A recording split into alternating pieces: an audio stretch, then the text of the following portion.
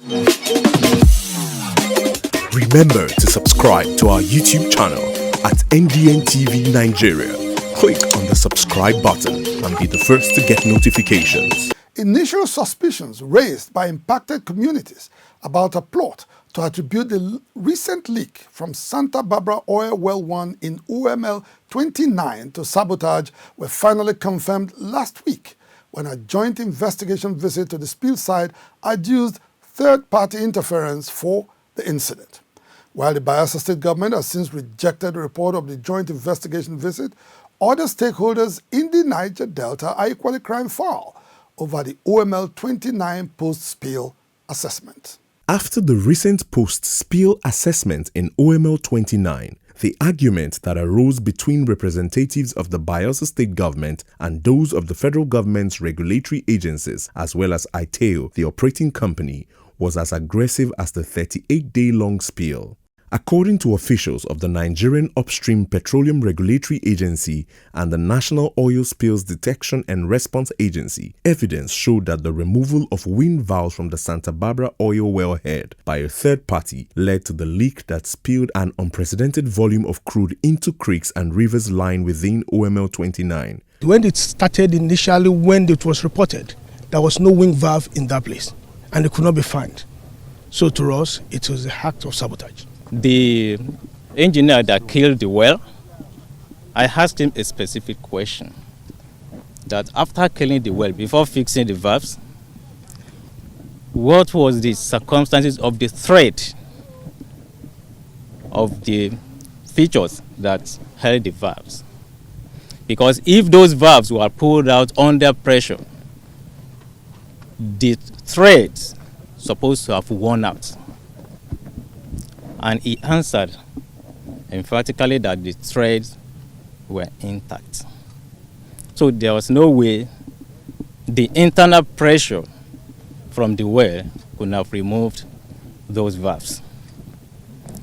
So the most likely cause that could remove those valves were external influence, which could be likened to sabotage. Officials of the Bayelsa State government, however, faulted the evidence advanced by the federal government's regulatory agencies as unreliable and misleading, insisting that the OML 29 oil spill occurred as a result of equipment failure. That initial stage when the well was killed, then the team would have assembled. Then the man in question who killed the well would have explained this thing to us, because where the thing was killed was from the top, not from the incident point. For me, replacing the valves amounts to intervention with the evidence that could have been used to prove whether or not it was by sabotage or it was as a result of equipment failure. That if we go back in history, the one that occurred in 2018, what was it attributed to? The one that happened in 2019, what was it attributed to? That we will go ahead now to say that this one is attributable to human intervention. So my conclusion is that this well is a recalcitrant well. It is a well that is vulnerable to this kind of incidents, and it could have happened without any form of human intervention. It's as a result of equipment failure. The recent joint investigation visit to OML 29 assumed a dramatic twist when the position of Commissioner for Justice and Attorney General of Bayelsa State, Birie Dambo, was countered with an offensive remark by Chief Andrew Oru, ITEO's Director, Assets Protection, Security Service and Community Matters. Look at that facility there. How would somebody climb up to that place? How would somebody climb up to that place and remove, it must be an expert. And you have a naval boat there, always laying surveillance on these wells. So anybody that comes to tell me today that this is sabotage, then this is like putting the truth on its head. Talking about the 10 Navy houseboats here, how could somebody have climbed that and all of that, and all, it's speculative.